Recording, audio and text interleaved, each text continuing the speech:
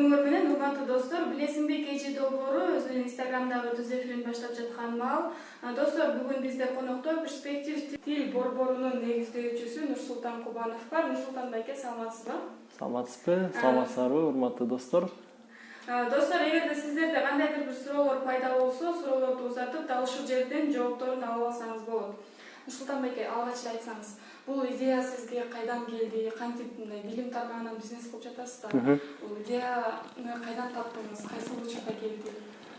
Так, мен Кытайда окуп жүргөндө, ошол акыркы курстарда окуп жүргөндө Кытай Россия бир компаниясына жумушка кирген болчумун, Кытайда Шэньчжэн шаарында.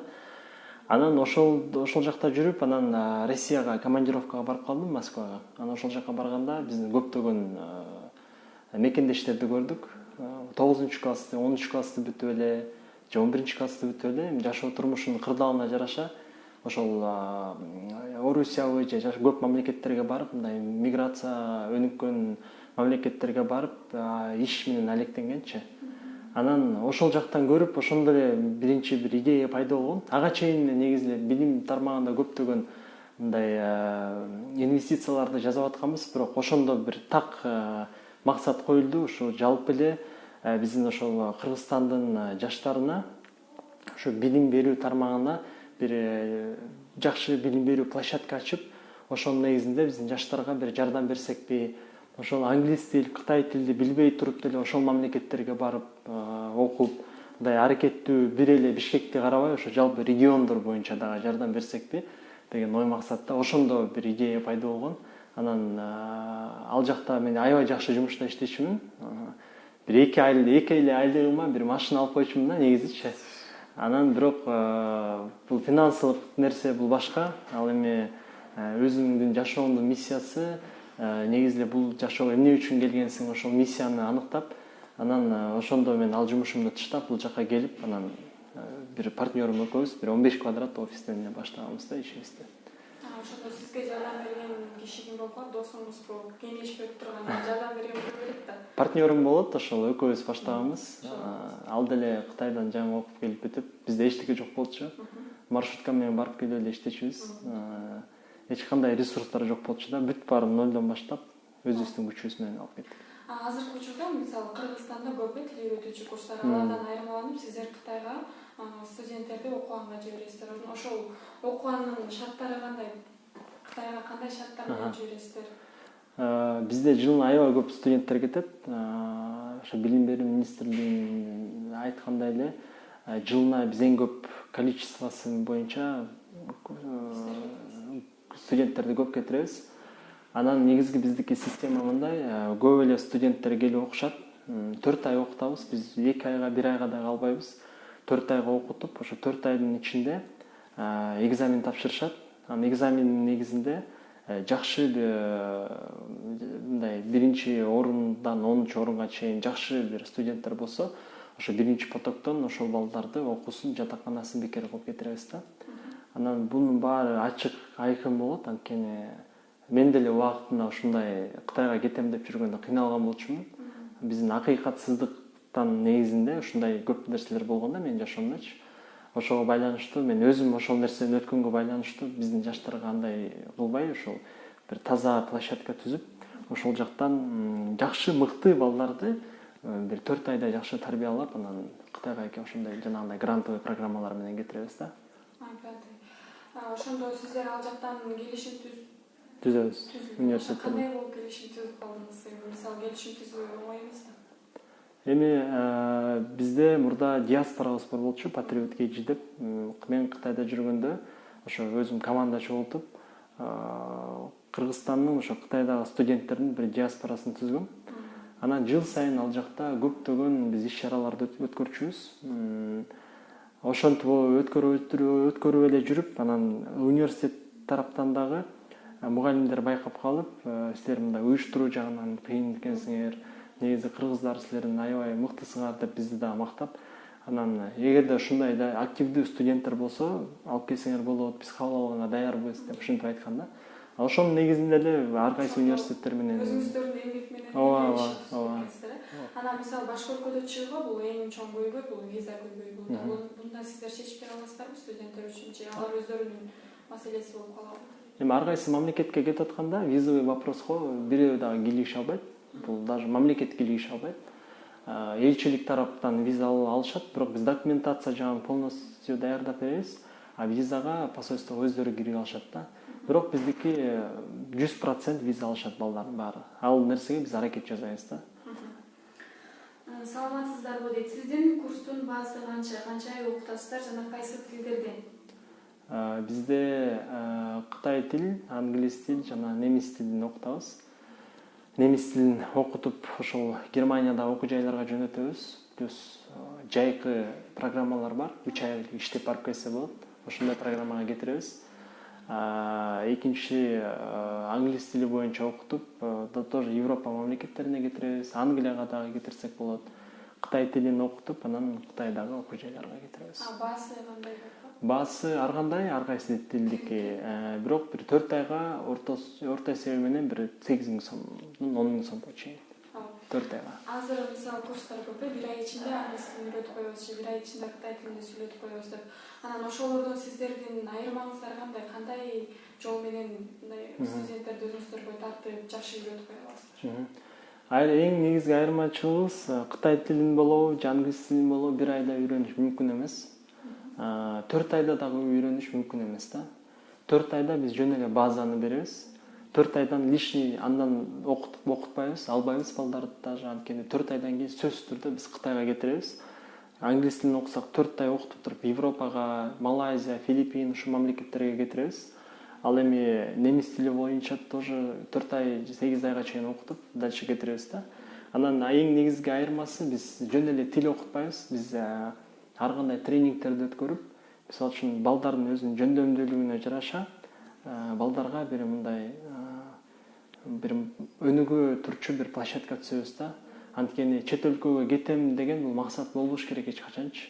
Чет өлкөгө барыш бул жөн эле бир инструмент да. Биз ошол нерсени балдарга түшүндүрөбүз. Силер деген жөн эле Кытай тилин окуп ошол жака барсаңар ийгиликтүү болбойсуңар депчи. Ошо силер эмне кандай сапаттарга ээ болушуңар керек деп бизнесмендерди чакырып, ар тармактан ар кайсы адамдарды чакырып, ошол ар бир 5-күн сайын бизде ушундай иш-чаралар болуп турат да. Ошо балдарга бир жол жобун түшүндүрүп, чет өлкөгө барганда негизги максат ошол. Мисалы үчүн мен Кытай тилин окуп атканда менин негизги максатым бизнесмен алектенүү болчу да. Ошондой эле ар бир балага биз направление бергенге аракет жасайбыз. Менен кошо максат Да. Саламатсызбы дейт. Сиздин максатыңыз Кытай тилин жайылтуубу дейт. Эмне себептен Кытай тилин үйрөнүшүбүз керек? Менин максатым биздин жаштарды мындай билимге бир умтулса деген ой максат. Кытай тилин жайылтуу дегенде кошулбайм. Анткени бизде Жер тоголок деген проект ачканбыз. Бул менен биз Европа мамлекеттерине барып, ошол Германиядагы, Чехиядагы ошол мамлекеттеги билим берүү системасы боюнча айтып бердик. Азыр эми мынакей сентябрда Америкага барабыз. Ошо Гарвард, Оксфорд деген дүйнөдөгү атактуу университеттерди тартып келебиз. Ошондуктан балким мени өзүм Кытайда окуп келгениме байланыштуу мени Кытай тилин деп жайылтышы деп ойлошу мүмкүн, бирок менин негизги максатым билим берүү тармагында революция жасоо да. Анткени бизде көптөгөн проблемалар бар, анан мамлекетти эле критикалап же сен жамансың деп негативда сүйлөп жүрө берсек, биз өмүр бою ошентип өтүп кетебиз да. Андан көрө өзүбүздүн опытыбызга байланыштуу, өзүбүздүн мындай тажрыйбабызга байланыштуу өзүбүз мындай өзгөрүүлөрдү жасаганга аракет жасашыбыз керек да. Ошондо гана биздин мамлекет өнүгүп, ошондо гана да биздин жаштардын аң сезими өзгөрүлөт да. Ошого байланыштуу менин негизги максатым ошо жаштар көп тил билсе дейм да. Англис тилин билсин, немис тилин билсин, Кытай тилин, жапон тилин. Биз канчалык көп тил билсек, ошол мамлекеттерге барганда да жеңил болот. Ошондуктан биз мындай реалдуу көз караш менен жашашыбыз керек да. Анан жок бир эле тил билиш керек деген дагы бул таптакыр туура эмес да. Билим алууга эч качан кеч болбойт деп коет эмеспи? Сиздерге мисалы жашы 30 же 35тен ашып калган эжелер, байкелер кайрылса, аларды деле үйрөтүп Кытайга жибере алуу мүмкүнчүлүктөр барбы? Албетте бар. Бизде андай деле практика болгон. Ошол возрастта келген адамдарда аларда үйрөтүп, анан биз еще Араб Эмираттарына дагы жумушка кетиребиз. Ал направление боюнча дагы аябай көп улгайган возрасттагы адамдар келип дагы кетишет. Анан ал боюнча эч кандай чектөө жок, возраст боюнча. Саламатсызбы? Өз алдынча Кытай тилин үйрөнсө болобу? Саламатсызбы? Эгерде база болсо, негизинде ар бир тил бул өз алдынча үйрөнүүнүн негизинде үйрөнө турчу бир инструмент болуш керек да. Анткени биз 1,5 саат курста окуйбуз же 2 саат университетте окуйбуз. Ал бүткөндөн кийин эле биз эгерде үйгө барып жатып алып телевизор көрүп же достор менен жүрө берсек, анда эч кандай результат болбойт. Сөзсүз түрдө англис тилин үйрөнүп атабызбы же Кытай тилин үйрөнүп атабызбы, жаңы баштап атканда минималдуу түрдө, мисалы үчүн жана сиз сурап атпайсызбы, эмне менен айырмаланат депчи, 21 күн адам прям аябай кыйнаш керек өзүнчү. 21 күн кыйнаганда ошо адамдын психологический нейрон деп коет, ошо нейрондору бир формага келип, уже ошол бир привычкага айланат да. Биз мисалы үчүн 21 күн подряд тамеки чексек, уже тамекини өмүр бою чегип калабыз да. Ошондой эле жакшы нерсени деле 21 күн подряд кылсак, ошону мындай батыраак үйрөнүп кеткенге мындай мүмкүнчүлүк көбүрөөк да. Ошого байланыштуу биз балдарга ушундай нерселерди дагы айтабыз. Кантип тилди туура окуш керек дегендечи. Анан суроого жооп, өз алдынча окуш үчүн сөзсүз түрдө болот, бирок бир база алып алыш керек. Ошо базанын негизинде анан өз алдынча окуса, даже бул көбүрөөк мындай эффект болот да. Саламатсызбы? Сиздер кайсыл шаарда жайгашкансыздар? Дарегиңиздерди билсем болобу? Ошто барсыздарбы? Саламатсызбы? Ошто барбыз. Ленина деген көчөдө, улица Ленина 37, бул ЛТР телеканалынын маңдайында. Бизде перспектив деген чоң ушундай эле борбор бар. Бишкек шаарында дагы бар, и бүт региондор боюнча. Окугандан кийин экзамен жок эле кетиресиңерби же сөзсүз экзамен бериш керек? Сөзсүз экзамен бериш керек, бизге сапаттуу кадрлар керек. Жөн эле кетем дегендерди биз кетире албайбыз. Саламатсызбы? Учурда Кытай тилин үйрөткөн курстар айрымдары өз методдорун дагы ойлоп табышты. Сиздердин өзгөчөлүгүңүздөр эмнеде дейт? Дагы бир жолу суроо. Кытай тилин окутуу боюнча биздин өзүбүздүн методикабыз бар. Биринчиден бул өзүбүздүн ошо китептерди, ошо Пекин университетинен чыгарылган китептердин негизинде алынган методика. Экинчиси биздин методика ошол биз кетирген университеттер менен тоже мындай эме кылат да. Мындай чогуу бир правильно, мындай чогуу кандай правильно? Бир багытта болуп калат да. Ошондуктан бияктан кетип аткан студент Кытайга барганда ага жеңил болот да. Анан биз Кытайдагы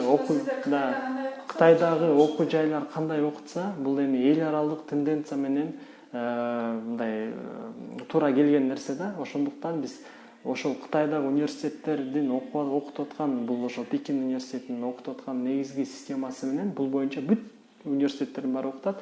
Ошол методика менен окутабыз.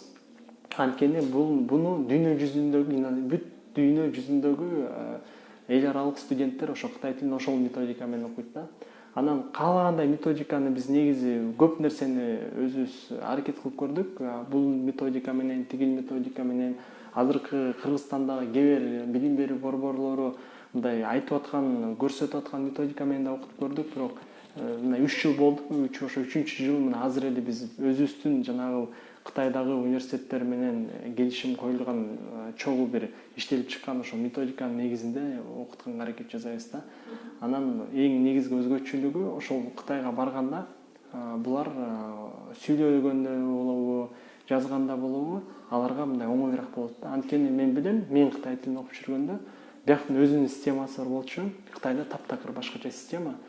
Мен 4-чү HSK'ди тапшырып алып Кытайга барганда, мен деген мугалимдер көрүп алып таң калышканда, сен таптакыр кытайча билбейт экенсиң депчи. Мен сүйлөгөн сөз тондорум, жазгандарым таптакыр туура эмес болчу экен. Ошондуктан мен кайра башынан окуп баштагам да, Кытайдагы кандай окутуу система боюнчачы. Ошондуктан эң туура система мен ошол биздин ошо азыр көрүп аткан көрүүчүлөргө да айтып кетмекчимин. Эң туура система бул ошо Кытайдагы кандай университеттер кандай окутуп атса, ошондой система менен окутуш керек да. Анткени бул эң туура нерсе да. Бизде эле мисалы үчүн кыргыз тилин бул мамлекет тарап кыргыз тили мына мондай болуш керек деп законодательство кабыл алат да. Ошондой эле нерсе бул дагы эң туура нерсени биз дагы мындай элдерге мындай заблуждение кылбай мындай туура багыт бергенге аракет жасайбыз да. Саламатсыздарбы дейт. Кытайлар этикадан бир аз артта калган, мындайча айтканда байып калып дешет. Ошол чынбы? Сиз буга кошуласызбы? Мен буга кошулам. Чынында эле ошондой. Бул өздөрүнүн ошол маданиятына калыптанып калган нерсе. Ошондуктан ошондой эле. Нурсултан байке, сыр болбосо бир күндүк кирешеңиз канча болот дейт? Меники бир күндүк деп эсептелбейт. Бир айлык. Буну сөзсүз айтыш керекпи? Жакында Кытайга барам. Тамактары кандай, эмнелерди жесе болот? Кеңеш бериңизчи. Курт жейт деген чынбы дейт. Курт жешпейт. Негизи эгерде окууга баратса, ар бир окуу жайда өзүнүн мусулман жанагындай тамак аш жасачу жайлар бар. Мусулмандар үчүн атайын. Анан көбүнчө ошол рис жешет. Анан эмне жебеш керек? Острый жебеш керек, ачуу жебеш керек. Башында эле барып ачуу жеп кыйналбай. Андан көрөк биздикиндей деле продукттар бар. Нан жок, эми мындайча айтканда нан биздин көбүнчө нерселерибиз жок. Бирок эми мен бул нерсени айтышка жооп бериш кыйын, анткени ар кимдин вкусу ар кандай, тамакка бир тандоосу ар кандай. Анан ошол жака барып эле мындай карап бизге окшош туруп эле тамактарды тандаш керек. Жалпысынан эң негизгиси ошо острый, ачууну жебеш керек. Арабаңыздар жошто окуп жатып деле сиздерге окуса болобу дейт? Албетте, биз улуттук университет менен дагы келишимибиз бар. Алар студенттери бизде окуп атып, анан ошонун негизинде Кытайгабы же башка мамлекетке барып окуса, аларды ошол эле университетте окуй берет, чет өлкөдө деле билим ала берет. Бул жака жаңы кошулгандар окшойт. Сиз бир гана Кытай тили боюнча курстар барбы дейт да, ошол жөнүндө айтып кетсеңиз, курстарыңыз жөнүндө. Курстар англис тили бар, немис тили бар, анан кытай тили бар. Кытай тили бар. Немис тили жакында эле ачылды деп бизге бир суроо келди да. Сиздерде немис тили жакында эле ачылыптыр. Анан Германияга кандай шарттар менен жумушка кетиресиздер? Германияга 8 ай окутабыз. Ошо 8 ай окуткандан кийин ошонун негизинде А2 деген деңгээл бар, уровень бар. Ошо уровеньди тапшырып, А2 уровень тапшыргандан кийин анан ошонун негизинде 3 айлык жанагындай жумуштар бар. 3 ай иштеп келгенден кийин анан дагы башка жумуштарга кетирсек болот да. Сиздерде корей тилин кошоюн деген пландар барбы? Пландар бар. Азыр дагы ошолор боюнча мындай сүйлөшүүлөр жүрүп жатат. Анан болгондон кийин айтсак болот. Береке деген кантип тилди бат үйрөнсө болот айта аласызбы? Антип шашпаш керек, тилди бат үйрөнөм деп аракет кылып. Бизде мисалы үчүн 100 иероглифти же 100 сөздү жаттап, бирок аны сапатсыз жаттаса, аны бат эле унутуп калат. Андан көрө күндө 5 сөз үйрөнсө дагы, ошону жакшы сапаттуу үйрөнүп, ошону практика жүзүндө жүргүзүп, акырындан күндө эле бир 5 сөз жаттай берсинчи, анан жакшы результат болот да. Инстаграмыңызда айтып коюңузчу. Кубанов _ Нурсултан. Нурсултан байке, азыр уже убактыбыз аягына чыгып калды. Анан биздин жаштарга, өспүрүмдөргө өзүңүздүн кеңешиңиз, сунуштарыңыз каалоңуз. Урматтуу жаштар, эң негизгиси ошо сиздерге баарыңыздарга каалоо тилейм. Жөн отурбагыла, ар дайым иштегиле, ар дайым аракет жасагыла. Анан мотивация деген нерсени ар кайсы тренингтерден издебегиле. Бул деген мотивация деген нерсе ар бирөөңөрдүн мындай жүрөгүңөрдө от болуш керек да. Мен деле кичинекей кезимден баштап мен мындай жакшы, аябай жакшы жашоодо жашаган эмесмин. Ошо мен кичинекей кезимде да аябай көп кыйынчылыктар болгон. Ошого байланыштуу мен дагы чоңойгондо сөзсүз түрдө мындай ийгиликтерге жетишишим керек деген бир максат койгом. Ошондой эле максатты силер дагы коюшуңар керек, силер дагы аракет жасашыңар керек. Азыркы учурда мынакей негизги эле ошо мировой бир тенденция бар. адам баласы 30 жашка чейин эгерде жетишип калса, жетишип калды. 30 жаштан кийин бир нерсеге жетишиш кыйын, анткени энергия жок, мурдакыдай рискке барган бир сапаттар азаят. Ошого байланыштуу азыр мынакей жаш болуп турганда жөн эле Instagram, Facebook'та жөн эле отура бербей, өзүбүзгө биринчиден мына дисциплина коелук. Дисциплина койгондо гана биз сөзсүз түрдө көптөгөн ийгиликтерге жетишебиз да. Анткени мен мисалы үчүн дагы бир пример катары айтайын. Кытайга барганда саат 8ден 6га чейин окучумун. Кыргызча, орусча кинолорду көрчү эмесмин. Көбүнчө ошо кытайлар менен сүйлөшкөнгө аракет жасачумун да. Ошого байланыштуу силер дагы ошол кайсыл максатка, кайсыл нерсеге максат койсоңор дагы өзүңөрдөн талап койгула, дисциплина койгула, убактыңарды туура колдонгула. Анан эч кимге мындай надеяться этип ишенип, бул байкем мага жардам берип коет, же ата энем мага жардам берип коет дебегиле. Анан бирөө ай жок бул болбойт, сен буну кыла албайсың, же буну деген мындай компаниялар толтура да, сен деле сендики деле окшош турбайбы деген нерсеге дагы эч качан баш ийбегиле. Бешинчиси ошол көк бет болуш керек, эч кимден коркпош керек. Адамдын көбүнчө ошо эркек балдарга мындай көбүрөөк мен духту каалайм, ошо ичинде бир дух болуп, бир ийгиликке жетиш үчүн мындай чоң ишеним болсо, биздин жаштардын потенциалы негизи эле чоң. Анан биз көптөгөн ийгиликтерди жаратабыз, баарына мен ийгилик. Урматтуу достор, бизде конокто перспектив тил борборунун негиздөөчүсү Нурсултан Кубанов байке болду. Нурсултан байке, сизге чоң рахмат. Ишиңизге ийгиликтерди каалайбыз. Достор, мен силер менен коштошом. Кийинки эфирге чейин саламатта калгыла.